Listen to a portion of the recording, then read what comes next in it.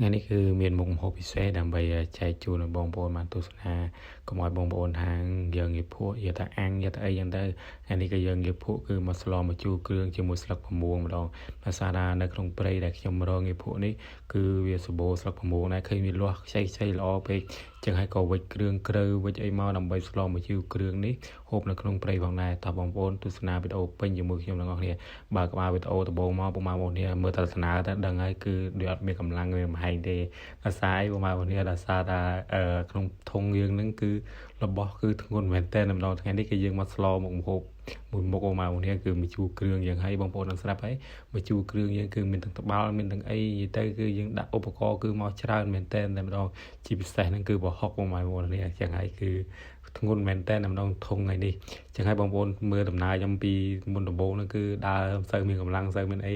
ដោយសារថាទី1ហ្នឹងគឺធុងវាធ្ងន់ហើយទី2ទឹ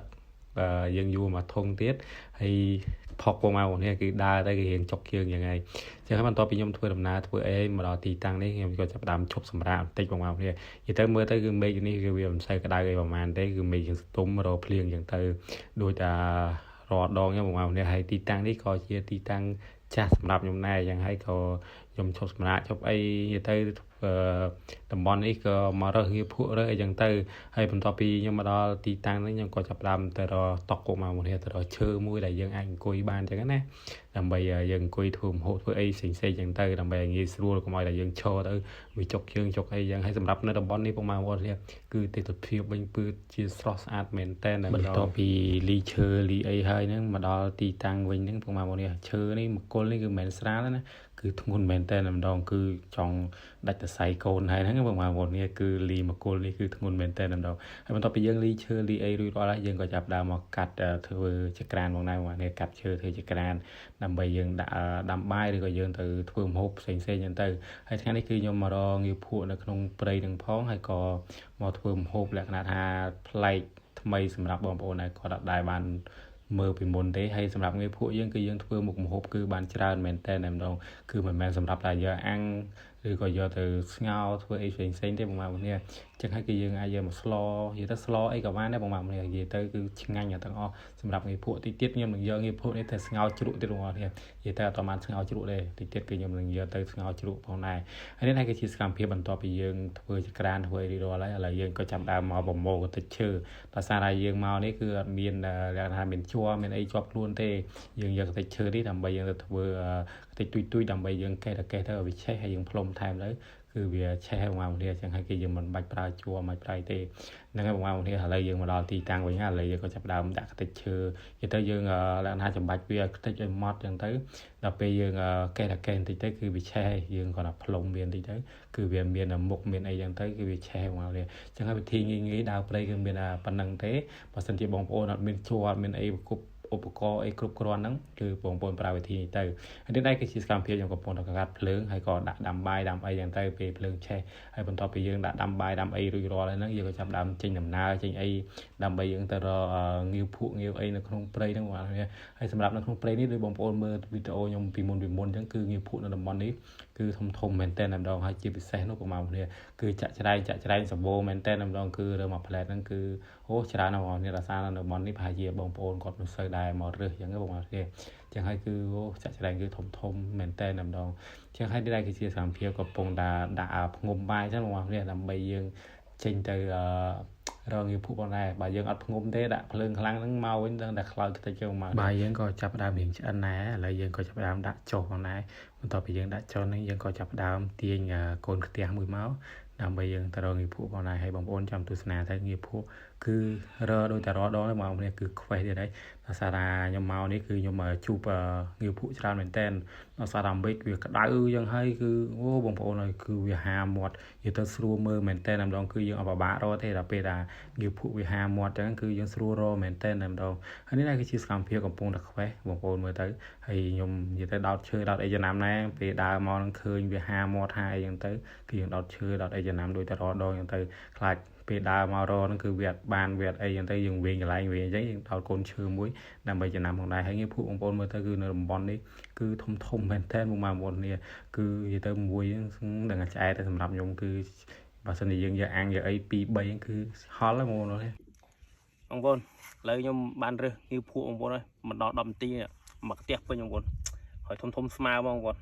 ហើយបងប្អូនចង់ដឹងខ្ញុំរើសងៀវភក់យកធ្វើមុខម្ហូបអីបងប្អូនកុំភ្លេចទស្សនាវីដេអូនេះរហូតតាំងពីដើមដល់ចុងបងប្អូនហើយឥឡូវខ្ញុំចាប់ដើមយកទៅលាងទឹកហើយចាំខ្ញុំលាងទឹកហើយខ្ញុំធ្វើមុខម្ហូបឲ្យបងប្អូនទស្សនានេះធំណាមិននិយាយលេងនេះធំមែនតើហើយមួយហ្នឹងមើលឡើ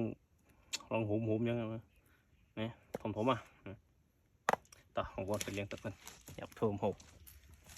បន្ទាប់ពីរៀបរាប់ការរកងៀវភក់ឲ្យនឹងបង្ហាញបងប្អូនបានមើលងៀវភក់ថាខ្ញុំរកបានធំហ្នឹងបន្ទាប់ពីហ្នឹងហើយខ្ញុំក៏ចាប់ផ្ដើមមកលាងងៀវភក់ដែរដើម្បីយើងយកទៅធ្វើម្ហូបហើយនៅតំបន់នេះបើសិនជាទឹកនេះដាច់ឡើងដល់ក្រោមមកមកនេះមិនដឹងថាងៀវភក់គឺវាសម្បូរប៉ុណ្ណាទេហើយមិនដឹងថាធំប៉ុណ្ណាទេដោយសារថាទឹកវានេះអត់សូវដាច់ចឹងហើយគឺងៀវភក់វានៅកន្លែងតំបន់ទឹកនេះគឺប្រហែលជាច្រើនមកនេះគឺទីទៅខ្ញុំរើសបានងៀវភក់នេះនៅតំបន់នេះភាគច្រើនពេលដែលទឹកនាចដែរនឹងបើសិនជាទឹកអត់នាចទេគឺយើងរើសងៀវភក់អត់បានទេបងប្អូននេះហើយនេះគឺជាសកម្មភាពដែលខ្ញុំកំពុងតែលាងងៀវផងដែរបងប្អូននេះបន្ទាប់ពីយើងលាងហើយហ្នឹងយើងក៏ចាប់ដើមទៅមើលម្ជូរបំពងដើម្បីយើងបេះស្លឹកម្ជូរបំពងនេះ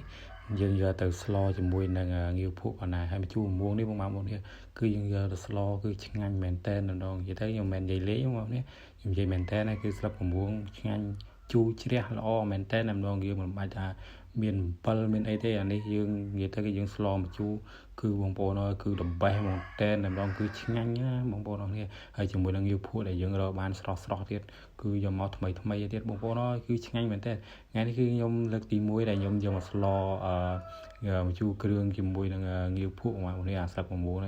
ងហើយនិយាយទៅពិសេសមែនតើណាមួយរសជាតិថ្មីសម្រាប់ខ្ញុំហ្មងហើយខ្ញុំយកងៀវភក់នេះគឺមកស្លជាមួយនឹងស្លឹក9និយាយទៅបងប្អូនអើយគឺយើងមិនបានប្រើខ្ទិះដូងដល់ពេលដែលយើងស្លហើយហ្នឹងគឺឡើងឈ្ងុយដូចយើងដាក់ខ្ទិះដូងហើយនិយាយទៅគឺហូបទៅគឺឆ្ងាញ់មែនតើម្ដងហើយបន្ទាប់ពីខ្ញុំមកដល់ទីតាំងដែលខ្ញុំត្រូវធ្វើម្ហូបវិញបងប្អូននេះយើងទៅយូរដែរដល់ពេលហើយវាខ្យល់បងប្អូននេះខ្យល់ហ្នឹងទៅអាតិចភ្លើងតិចល្ងើកឯហ្នឹងទៅវាឆេះចក្រានអស់ដល់ពេលអញ្ចឹងមានអីបងប្អូននេះមានអាដាមថ្មីធ្វើថ្មីទៀតហើយអញ្ចឹង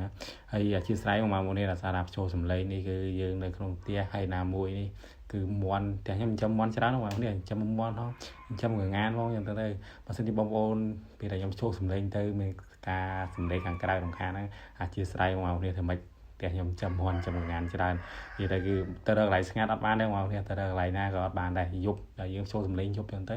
វាមានអាសត្វអីគេចលេនមកស្រែកពេញផ្ទះណាអញ្ចឹងទៅយើងពិបាកបញ្ចូលបន្តិចបងប្អូននេះចឹងហើយរកអាកាសល្អគឺវាមិនងាយមានទេចឹងហើយគឺបើសិនជារឿងរងចាំអាកាសល្អហ្នឹងគឺយូរមែនតើម្ដងហើយបន្ទាប់ពីខ្ញុំដាក់ស្ងោរងាវស្ងោរអីរួចរាល់ហើយឥឡូវយើងក៏ចាប់ដើមមកបេះសាច់ងាវម្ដងមួយដើម្បីយើងចាប់ដើមយើងខ្វេះហើយហ្នឹងក៏យើងចាប់ដើមលាងទឹកលាងអីឲ្យស្អាតហើយវាជ្រះដីជ្រះអីឲ្យស្អាតដល់ពេលយើងហូបទៅក៏វាឆ្ងាញ់ដែរបងប្អូននេះហើយនេះដែរគឺជាសកម្មភាពខ្ញុំកំពុងតែលាងចំបាច់វាធ្វើម៉េចឲ្យវាជ្រះដីបងប្អូននេះចឹងហើយងាវភក់នេះគឺយើងលាង 2-3 ទឹកដើម្បីឲ្យវាជ្រះដីបើសិនជាអាំងគឺវាអត់សូវមានដីទេបើយើងស្លវាអាចមានដីមានអីច្រើនដល់ថាយើងអាំងហូបម្ដងមួយអញ្ចឹងគឺវាអត់សូវមានដីទេយើងយកមកស្លគឺយើងស្លម្ដងទាំងអស់ចឹងហើយបើសិនជាយើងអត់លាងវាស្អាតទេចឹងអាដីម្ដងមួយវានៅជាមួយនឹងងាវភក់ហ្នឹងគឺវាច្រើនបងប្អូននេះហើយនេះដែរគឺជាសកម្មភាពខ្ញុំកំពុងតែឆាគ្រឿងបងប្អូននេះបន្ទាប់ពីយើងឆាគ្រឿងឆាអីហ្នឹងយើងក៏ចាប់ដើមចាក់សាច់ចូលទៅយើងឆាគ្រឿងឲ្យវាឈ្ងុយបងប្អូនគឺឈ្ងុយពេញព្រៃគាត់តែឆាគ្រឿងភ្លាមពោះគោគ្រិកគ្រុកមកនេះគឺវាដល់ម៉ោងបាយហើយចឹងហើយគឺវាពោះយើងបងប្អូនឲ្យអាមជូរគ្រឿងគឺវាក្លិនឈ្ងុយទៀតហើយនេះគឺពិសេសមែនតើម្ដងហើយយើងចាប់ដើមចាក់ទឹកចាក់អីចូលទៅហើយយើងចាប់ដើមដាក់ស្លឹកកំបួងចូលថែមបន្តិចទៀតដើម្បីឲ្យវាជូរកាន់តែជ្រះអញ្ចឹងបងប្អូននេះចឹងគឺពិសេសមែនតើម្ដងបងប្អូននេះគឺឆ្ងាញ់មែនតើមុខម្ហូបហើយនេះហើយនិយាយទៅគឺខ្ញុំអត់ដែរបានដាក់ខ្ទិះដូងមកដាក់អីទេបងប្អូននេះដល់ពេលយើងស្លឆ្អិនស្លអីហ្នឹងគឺអូបងប្អូននេះគឺក្លិនវាឡើងឈ្ងុយដូចយើងប្រើខ្ទិះដូងជាមួយអញ្ចឹងគឺឆ្ងាញ់មែនតើម្ដងថ្ងៃនេះចឹងហើយបងប្អូនអាចយកទៅស្លម្ជូរគ្រឿងដូចខ្ញុំចេះបងប្អូនហើយគឺខ្ញុំធានាហ្មងគឺឆ្ងាញ់ 100% គឺឆ្ងាញ់មែនតើម្ដងនិយាយទៅគឺឆ្ងាញ់ជាងលក្ខណៈណាឆាក្តៅឬក៏ឆ្ងាញ់ជាងអាំងទៀតហើយណាមួយយើងហូបទៅគឺអត់ទលាន់អត់ចេះណាយទេហើយនេះដែរគឺជាសកម្មភាពដែលយើងស្លឆ្អិនបាយយើងក៏ឆ្អិនដែរយើងក៏ចាប់ផ្ដើមមកហូបនៅក្រោមដើមឈើបងប្អូនមើលខាងក្រៅខ្នងទៅមេឃក៏រៀងសទុំនិយាយទៅរៀងត្រជាក់ហើយខ្យល់វូមកលហើយស្រួលនិយាយទៅហូបបាយក្តៅហូបយើងឆ្ងាញ់ទៀតបងប្អូនអើយគឺ the best មែនតើដំណងគឺឆ្ងាញ់ខ្លាំងណាស់បងប្អូននេះហើយបងប្អូនអាចទិញយកភក់ខ្ញុំទៅបងប្អូនអាចស្លអីក៏បានដែរបងប្អូនគឺឆ្ងាញ់ដូចគ្នាអញ្ចឹងហើយបើតែបងប្អូនចេះឆ្នៃចេះ ធ្វើម្ហូបនិយាយទៅសម្រាប់គ្រឿងសមុទ្រនេះមួយគឺឆ្ងាញ់មែនតើតែម្ដងហើយបងប្អូនមើលទេសភាពទៅនៅតំបន់នេះគឺស្អាតមែនតើតែម្ដងអញ្ចឹងហើយយើងចាប់ផ្ដើមហូបបាយបងប្អូននេះគឺកាយញាត់ដែរសារតែម្ហូបយើងឆ្ងាញ់ណាមួយយើងដល់មកបាយដល់អីទៀតគឺហែវខ្លាំងហើយសម្លដែលយើងត្រូវចិត្តទៀតបងប្អូននេះនិយាយទៅសម្លនេះគឺខ្ញុំចូលចិត្តខ្លាំងមែនតើតែម្ដងហើយជាមួយនឹងងាវភក់ដែលខ្ញុំតែងតែយកមកស្លយកធ្វើម្ហូបអីផ្សេងចែកជូនបងប្អូនបានទស្សនាហ្នឹងគឺមួយថ្ងៃទៅមួយថ្ងៃគឺប្លែកឯងបងប្អូននេះអញ្ចឹងហើយបើសិនជាបងប្អូនចង់តាមដានវីដេអូបន្តទៀតបងប្អូនកុំភ្លេចជួយ follow page ថ្មីខ្ញុំម្នាក់មួយផងដើម្បីខ្ញុំធ្វើវីដេអូថ្មីដើម្បីចែកម្លែកអញ្ចឹងទៅហើយបងប្អូនចង់ទិញងាវភក់ចង់ទិញអីហ្នឹងបងប្អូនកុំភ្លេចឆាតមក page ថ្មីមក page ចាស់គឺខ្ញុំអត់សូវដែរបានចូលមើលទេហើយសម្រាប់វីដេអូខ្ញុំគឺមានតែប៉ុណ្្នឹងទេអរគុណច្រើនបងប្អូនគ្នាតែខំតាមដានពីដំបូងរហូតដល់ចប់